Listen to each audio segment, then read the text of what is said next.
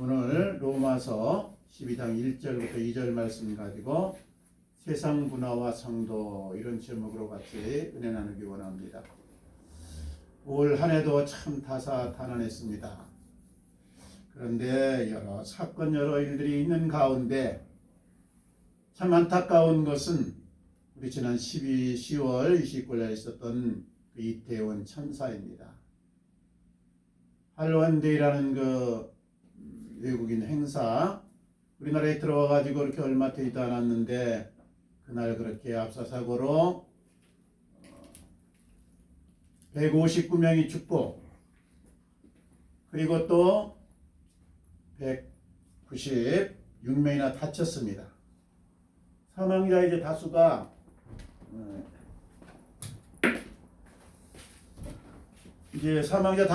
이 학생들이고 청년들입니다. 다 젊은이들이에요. 할리원데이는 500여 년 전 켈 아일랜드의 켈트족이 그 태양신을 숭배하는 데서 유래되는데 이제 10월 31일 날 마지막 날 그렇게 여러 가지 행사를 가졌던 것이 서양 문화로 자리를 잡은 것입니다. 그래서 이제 그날이 되면은 집집마다 호박을 파가지고 빈 호박에다 촛불을 켜놓고 아이들은 또 뭐 기괴한 옷을 입고 가면을 쓰고 그렇게 이리저리 뛰어다닙니다. 젊은이들은 술을 먹고 밤새 지내면서 그렇게 방탕한 일들을 이렇게 벌였습니다. 어떤 분들은 이 할리원데이를 가져서 놀이요 문화이다. 그래서 서로 소통하고 이렇게 함께 즐기는 것이니 그 유래가 좀 어떻다고 해가지고 악마적이다. 이렇게 또 기독교적이지 않다. 이렇게 하는 것은 글로벌 시대에 맞지 않다. 이렇게 말합니다. 우리 성도는 이 세상 문화를 어떻게 대하고 어떻게 또 우리가 접해야 되겠습니까? 문화란 이 자연 상태의 사물에 사람이 개입해서 그것을 변화시키거나 새롭게 만들어내는 것을 말합니다. 그러니까 이 문화라는 것은 의식주를 비롯해 가지고 언어라든가 풍습이라든가 제도라든가 예술 등 이 사람과 관계된 일입니다. 오늘 우리가 이 로마서 12장 1절 2절 읽었는데요. 오늘 말씀 이런 내용이 나오지 않습니까? 너희는 이 세대를 본받지 말고. 지금 우리가 세상 가운데서 살고 있는데 세상을 따라 살아야 그것이 또 편하고 어떻게 보면 좋은 것인데 세상을 따라 살지 말라, 세상을 본받지 말라 이런 말씀을 합니다. 무슨 말이냐? 한마디로 말하면 신분의식을 가져라. 너희는 세상에 속한 자가 아니다 이 말이에요. 우리는 세상 문화에 대해서 여러 가지 생각을 가질 수 있습니다. 먼저는 문화라는 것은 선한 방향을 추구한다. 또 하나는 아니다. 악한 방향으로 나가고 있다. 다 틀렸다. 중립적일 뿐이다. 여러분들 생각은 어떻습니까? 이스라엘 백성이 애굽에서 400여 년 동안 그렇게 노예 생활을 하다가 하나님의 은혜로 드디어 이제 출애굽을 하게 됩니다. 그래서 광야 40년을 거쳐가지고 마지막에 가나안 땅 입구에 이르렀습니다. 그때 하나님이 레위기 18장에서 이런 말씀을 합니다. 너희가 거주하던 애굽 땅의 풍속과 필요도 행하지 말고 내가 너희를 인도할 가나안 땅의 풍속과 기례도 행하지 말고 너희는 내 법도를 따르며 내 규례를 따르라. 나는 너희의 하나님 여호와니라.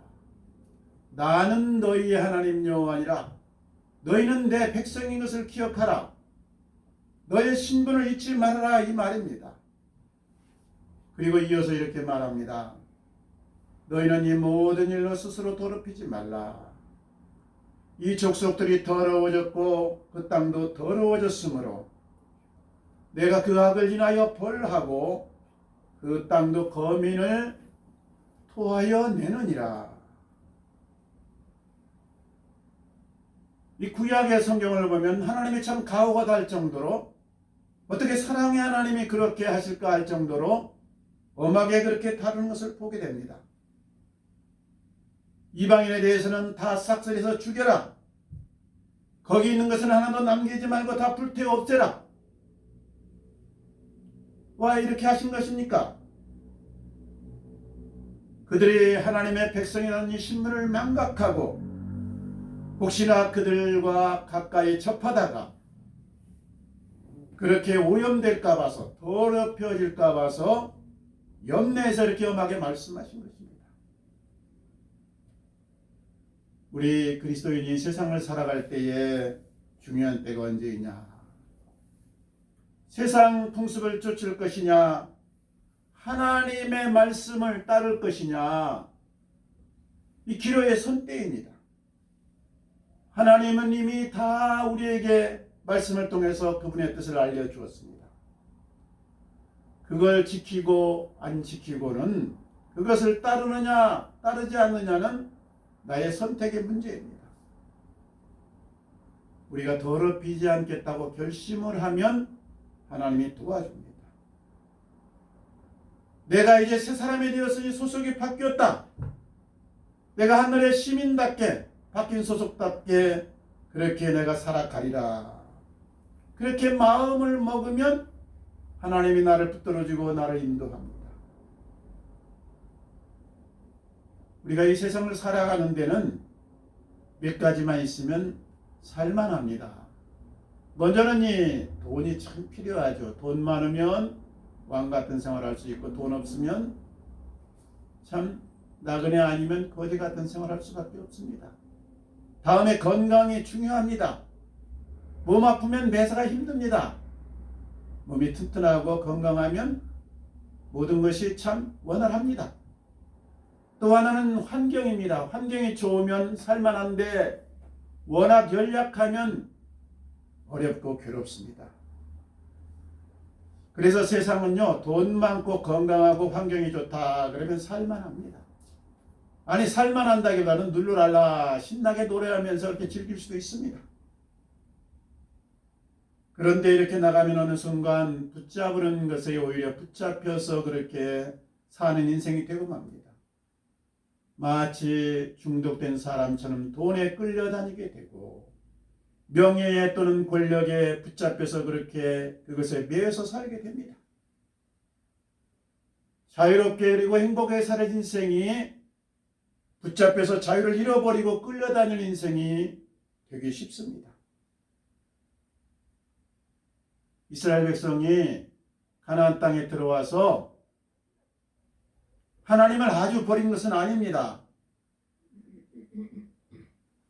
하나님을 섬기는 중에 이방의 우상들도 괜찮은 것 같아가지고 눈독을 좀 한눈을 팔면서 그 신상을 만들어 놓고 절도 하고 같이 섬긴 것 뿐입니다. 하나님을 아주 잃어버린 것이 아니라니까요. 가끔 이방의 신을 섬긴 것 뿐이라니까요. 우리도 이런 유혹에 빠질 수 있습니다. 우리 성 어거스틴이 젊을 때 이런 기도를 드립니다. 하나님, 나를 정결하게 하여 주시옵소서. 그러나 지금은 그리 마옵소서. 무슨 말이냐? 세상을 살아보니까 세상도 괜찮아요. 참 좋아 보입니다. 즐길 것이 많습니다. 그러니까 내가 좀 세상 것 즐기고 세상 것 만끽하고, 그리고 내가 세상 떠날 쯤 되면 나를 정결하게 하셔서 천국으로 좀 인도해 주십시오. 이런 그 마음의 소원이 아니겠습니까? 세상 것을 완전히 포기하기는 어렵다, 이런 말이죠. 잠자리가 물속에서 이렇게 애벌레로 지나다가 때가 되면 탈바꿈을 드디어 날개를 달고 밖으로 나옵니다. 풍경을 훨훨 날아다니면서 자유롭게 물도 마음껏 건너고 산도 건너고 골짜기도 건널 수가 있습니다. 그런데 무더운 어느 여름날 이런 생각을 합니다. 이야, 무덥구나. 내가 살던 그 물속이 그립구나. 그래가지고 물속으로 첨벙 뛰어들면 어떻게 되겠습니까? 물고기에 밥이 됩니다. 세상에서 출애굽하여 나온 우리 성도가 세상이 그리워서 세상 것도 좀 즐겨보자. 세상 문화 속에 빠져든다고 하면 어찌 되겠습니까? 마귀의 밥이 되고 맙니다. 그래서 그러다 보면 점점 믿음이 약해지고 영혼이 죽어가고 나중에는 인생 전체가 죽게 되고 마는 것입니다. 지금 우리가 보고 있는 이 세상은 잠깐 그러니까 지나가는 것뿐입니다. 세상 화자한테 매이면 우리가 자유를 잃습니다. 자유는 주 안에 우리가 거할 때 누릴 수가 있습니다. 우리 모두 주님 안에 거하심으로 참된 자유를 누리시는 복된 성도님들 되시기를 주님 이름으로 축원합니다. 아멘. 그런데요, 문제가 있어요. 우리가 이 땅에 육신이 살고 있으니 세상을 완전히 끊어낼 수는 없는 것입니다. 그래서 우리에게 갈등이 있습니다. 기독교 역사를 보면요, 기독교가 이제 로마 핍박 시대를 지나서 313년에 콘스탄티노플 황제에 의해서 공인이 됩니다. 믿어도 좋다. 자유를 얻게 된 것이죠. 그리고 380년 와서 이제 로마의 국교가 됩니다. 그러다 보니까 황제가 교회를 지원합니다. 여러 가지 이익이 주어집니다. 자연히 교회에 힘이 붙습니다. 물질도 많아집니다. 사람들이 모입니다. 육신적으로 아주 좋은 것이잖아요. 세상 것이 많아지면, 풍성해지면 정말 넘쳐나면 좋은 것이냐? 육적으로는 좋은 것인데 영적으로는 까딱하면 위기를 맞을 수가 있습니다. 자기도 모르는 사이에 부패합니다. 타락합니다. 남용합니다. 엉뚱한 대로 나갈 수가 있습니다. 그래서 중세 교회가 부패하고 타락하게 된 것입니다. 기독교 역사를 보면 이 중세 시대에 수도원 운동이 참 활발하게 일어납니다. 나홀로 산속으로 들어가고 광야로 들어가서 기도하고 말씀에 전념하면서 깨끗하게 그리고 바르게 살겠다는 겁니다. 부패한 교회, 썩은 세상을 더 이상 보지 않겠다는 것입니다. 이것이 좋은 생각이냐? 훌륭한 기독교 성도냐? 우리가 생각할 것이 있습니다. 속세를 떠나고 도에만 전념하는 것은 불교나 힌두교나 타 종교에서는 맞는지 몰라도 우리 기독교가 그렇게만 나가면 안 된다는 것입니다. 전에 제가 좀 젊었을 때인데요, 40일간 이제 작정을 하고 결심을 하고 삼각산 통일봉이라는 데 있어요. 거기를 이제 올라다녔습니다. 밤마다 이제 40일간 올라다니는데 그 정상 부근에 장세강 목사님이라고, 장세강 목사님, 그분이 이제 텐트를 치고요, 그래서 오랫동안 그렇게 기도하면서 나라를 위해서 또 많은 사람들을 위해서 기도하고 있었습니다. 그런데 그분들, 그 목사님 또 같이 있는 분들이 또 목사님도 있었고, 그리고 또 장로님, 권사님, 교회 중진들이 많이 거기 같이 기거하는 겁니다.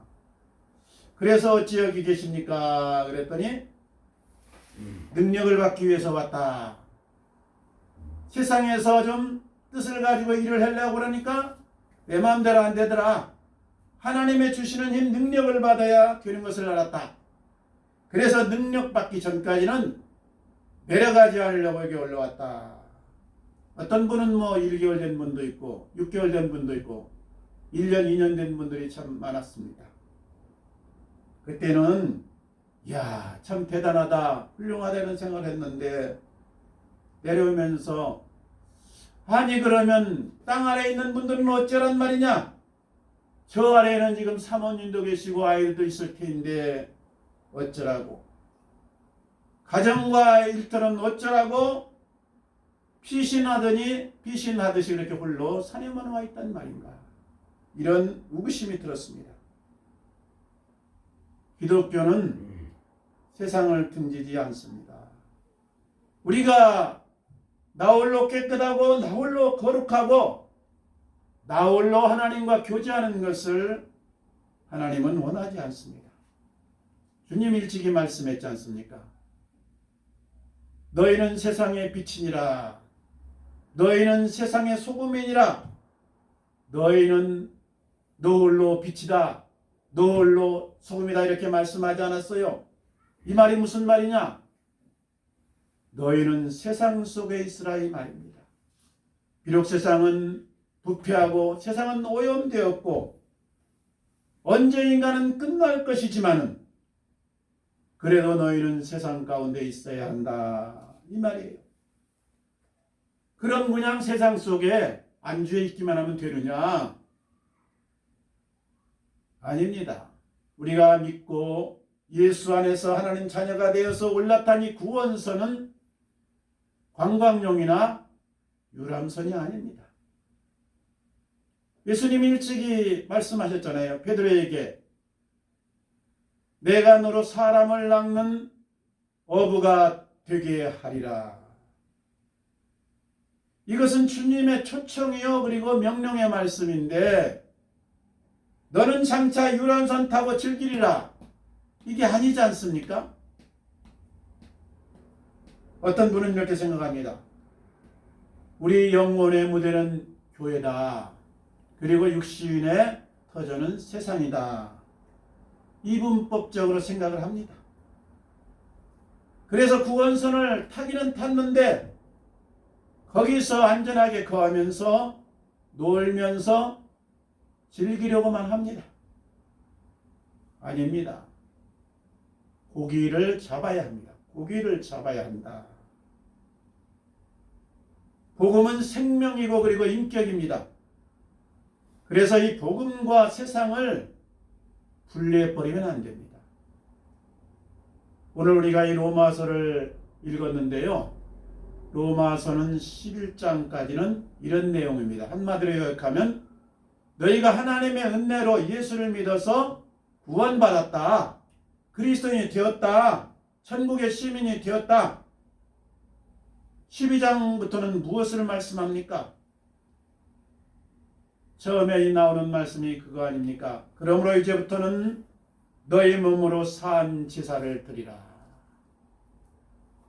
산제사를 드리라고 했는데 산제사가 무슨 말입니까? 신앙과 삶이 함께 하나님 앞에 올려져야 된다. 삶을 통해서 하나님께 예배를 드리라 이 말입니다. 그러니까 신앙은 종교 행위를 했다고 해서 다 되는 것이 아닙니다. 물론 예배 보고 기도하고 헌금하고 봉사하는 것이 필요합니다. 그러나 이런 종교 행사로 끝이 아니고 이것은 단지 출발일 뿐인 것입니다. 우리 개신교를 보면 크게 이 두 파가 있는데요. 하나는 복음주의, 또 한쪽에는 자유주의가 있습니다. 이거는 뭐 어느 쪽이 틀렸다 이거보다는 약간의 차이가 있는데요. 복음주의는 성경에 집중을 합니다. 그런데 현실에 약합니다. 자유주의는 현실에 집중합니다. 그래서 정치, 경제, 사회 여러모로 이 세상 일에 간섭을 합니다. 그런데 성경을 정작 잘 모릅니다. 우리가 이 믿고 나가는 신앙은 복음주의 신앙입니다. 복음주의 신앙. 그런데 이 복음주의의 맹점이 뭐냐? 현실이 약하고 현대적이지 않다는 겁니다. 믿음으로 구원을 얻는다. 이 개인 구원은 참으로 강조하고 구원의 확신도 있습니다. 그런데 사회에 나가면 야성이 없고 힘을 잃어버립니다. 예배의 감동은 주일이 지나면 사라져버립니다. 세상 속에서 어떻게 빛이 되고 소금의 역할을 해야 되는지, 어떻게 하여서 선한 영향을 끼칠 수 있는지, 어떻게 하면 세상 문화를 그리스도의 계절로 바꿀 수 있는지, 여기에 대해서 모르고 힘이 없습니다. 우리가 복음 안에서 세상 문화를 소화시켜 나가야 됩니다. 그래서 우리 그리스도인은 예배도 기도도 그리고 하나님과 교제하는 이 헌신도 중요하지만 또 한편으로 적극적으로 세상으로 나가야 됩니다. 성경 공부가 만약 지식으로만 끝나면 힘이 없습니다. 이 영성이라는 것은 두 가지가 같이 가야 되는데 행동과 역사성입니다. 무슨 말이냐? 그 행함을 통해서 삶을 통해서 하나님의 기뻐하는 역사를 만들어 가야 된다는 이 뜻입니다. 그래서 이 칼바트라는 이 목사님이 이렇게 얘기했잖아요. 한 손에는 신문을 들어라. 한 손에는 성경을 들어라. 무슨 말이냐? 기독교는 세상을 알아야 된다. 세상을 어떻게 돌아가는지 문화를 알아야 된다. 그리고 그것으로 끝나지 말고 하나님의 말씀 성경 안에서 그 역사를 이끌어가고 문화를 이끌어가야 된다. 이 말입니다.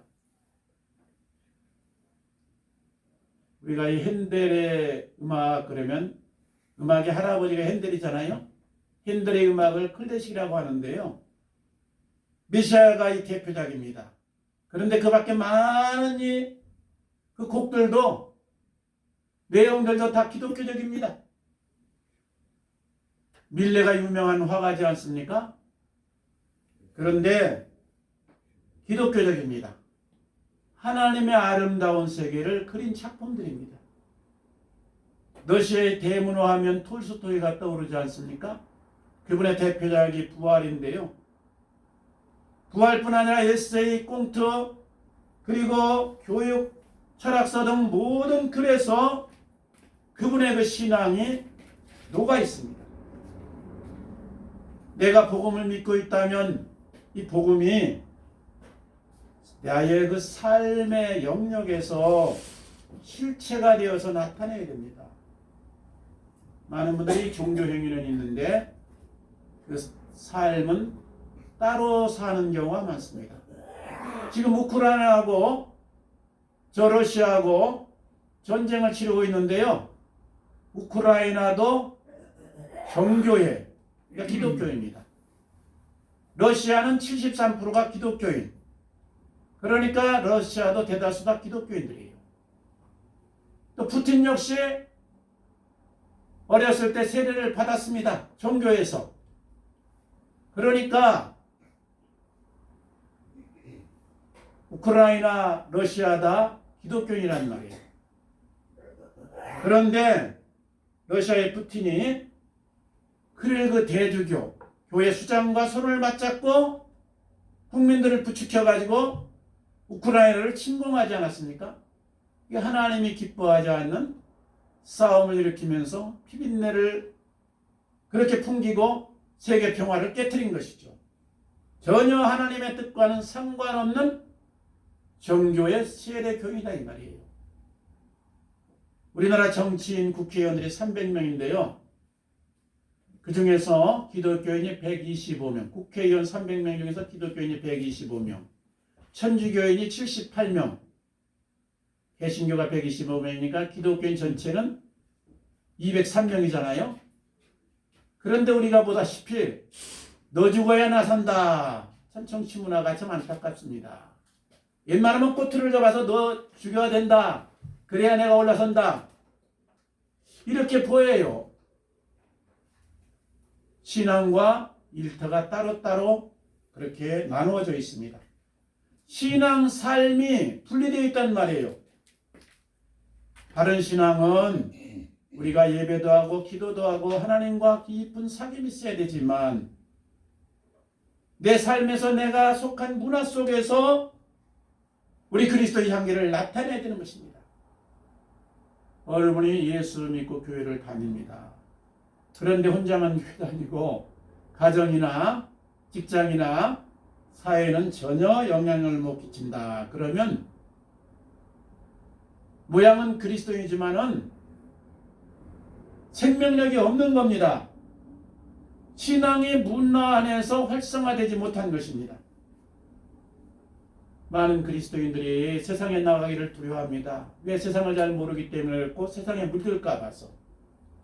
그래서 세상에 나가지 않는 것을 신앙을 지키는 것으로 그렇게 생각합니다.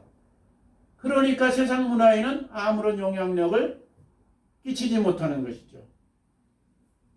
우리는 영원히 구원받고 하나님의 자녀된 것으로 만족하지 말고 교회만 있는 것으로 우리가 다했다고 생각하지 말고 세상으로 나가야 됩니다. 그래서 몸으로 또 행동으로 또 정치계로 아니면 경제로 문화로 예술로 삶의 현장에서 그리스도 향기를 날리면서 우리가 본을 보여주면서 그들의 문화를 이끌어 가야 됩니다. 기독교의 이 가장 중요한 것은 뭐냐? 생명입니다. 생명. 기독교는 한마디로 생명의 종교입니다. 그러므로 모든 것을 기독교 정신으로 활성화해 나갈 책임이 우리에게 있는 것입니다. 복음은 다른 말로 하면 빛이잖아요. 빛. 빛이다. 주님이 나는 세상의 빛이다 말씀하지 않았어요? 빛이 없으면 어떻게 됩니까? 다 죽습니다. 모든 동식물은 다 빛의 힘으로 살아가는 겁니다. 우리가 복음을 전하지 않으면 그들이 죽고 또 복음도 함께 그렇게 사그러들게 됩니다. 우리는 세상 문화에 물들지 않는 것으로 만족하지 말고 세상 문화를 정복하고 다스리고 이끌어 가는 대로 나가야 됩니다. 이야기 하나만 하고 마치겠습니다. 우리나라가 한강의 기적을 이루었습니다. 일제 36년을 지났습니다. 6.25를 거쳤습니다. 다 폐허가 되었습니다. 세계에서 가장 못 사는 나라 중에 하나였습니다. 어려운 나라였습니다. 희망이 없었습니다.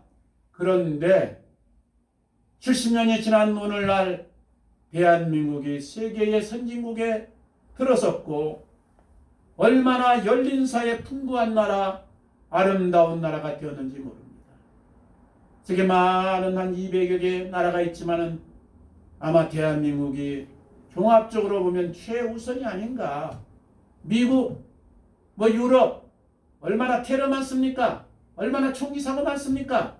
얼마나 불안합니까? 대한민국 참 좋은 나라입니다. 기적을 이루었습니다. 나일강의 기적보다 단시간 내에 한강의 기적을 이룬 놀라운 축복을 받았습니다. 모든 것은요, 원인이 있기 때문에, 이유가 있기 때문에 결과가 나타나는 것입니다. 이렇게 된 데는 우리 선진들의 희생과 헌신이 있었습니다.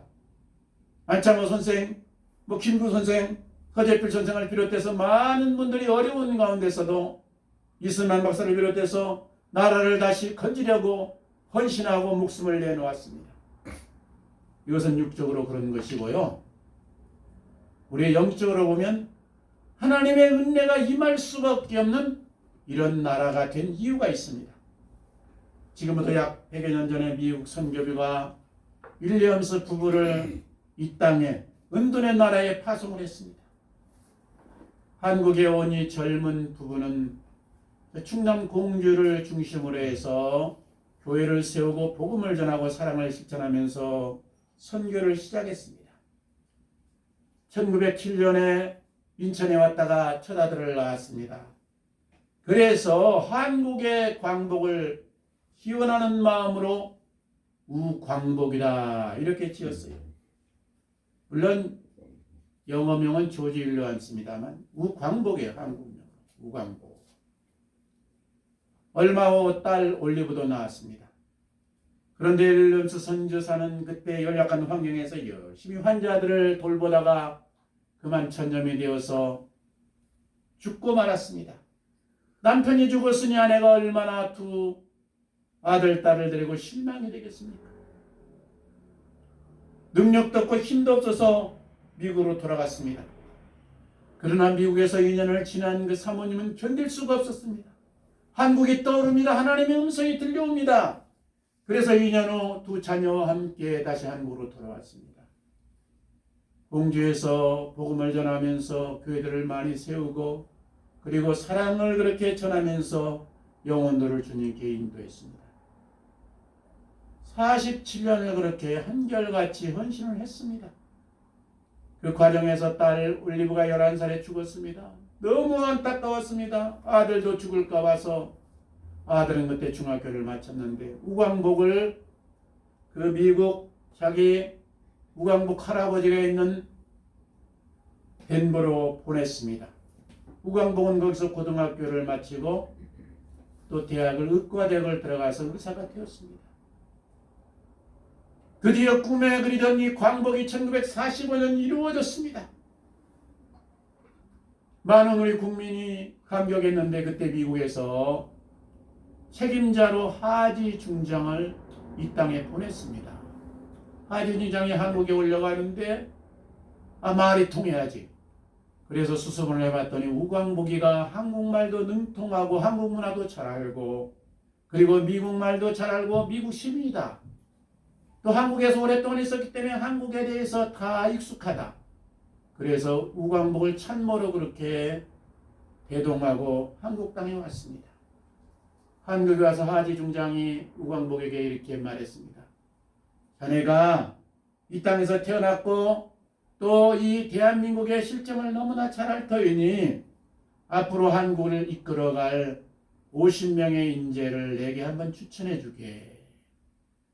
우광복이 태어나서 중학교까지 곳에 있었지만은 미국 가서 살았으냐 합니까? 그래서 한국 땅에 있던 어머니에게 그 이야기를 했습니다. 어머니가 50명을 추천했습니다. 그 50명 인재 가운데 48명이 기독교인입니다. 그래서 우리나라 정부가 수립될 때에 기독교인들이 요소에서 이 나라의 주춧돌이 되어서 기초를 놓을 수가 있었습니다. 문교부 주관이 기독교인이라 미신 타파에 앞장섰습니다. 국방부 주관도 기독교인이라 군목제도를 창설했습니다. 또 그 당시에 전 국회의원 많은 사람이 기독교인이었습니다. 그래서 우리나라에서 국회를 처음 열 때 이승만 대통령이 나이가 많아가지고 사회를 보는데 이원영 의원님 우리를 위해서 기도해 주시죠 하면서 기회를 선언했습니다. 이원영은 목사이면서 그렇게 많은 사람들의 추천으로 국회의원이 된 것입니다. 이때 한국 기독교인이 5%도 안 되던 때였습니다. 그런데 윌리엄스 사모가 추천한 이 50명이 기독교인들이 곳곳에서 선한 영향을 끼침으로 20년이 안 되어서 이 나라의 기독교 인구가 500만이 되었습니다. 30년이 되는 때에는 1000만 명이 되었습니다. 그리고 이 나라가 우리가 알다시피 부유한 나라, 열린 나라 대한민국이 된 것입니다. 세계에서 으뜸의 국가로 이렇게 발돋움한 것입니다. 이 기적이 어떻게 가능했느냐? 우광복의 어머니 윌리엄스 사모님 때문입니다. 그분이 영만리에서 이 땅에 와서 남편을 잃고 딸을 잃었지만 주님의 마음으로 하늘의 미랄이 되어서 썩어졌습니다. 그래서 많은 열매를 맺을 수가 있었습니다. 우광복 어머니 윌리엄스 사모님 같은 분들이 우리 삶과 신앙이 하나 되는 진정한 믿음의 사람인 것입니다. 이런 사람이 많이 나올 때 그래서 자기 현장 삶에서 충실하게 자기 사명을 감당할 때 하늘에서 하나님의 뜻이 이루어진 것 같이 이 땅에서도 하나님의 뜻이 이루어지고 그리스도의 계절이 올 수 있는 것입니다. 이 복, 이 은혜가 우리 모두의 것이 되시기를 우리 주님 이름으로 축원합니다. 아멘. 같이 기도하겠습니다. 아버지 감사합니다. 우리를 사랑하셔서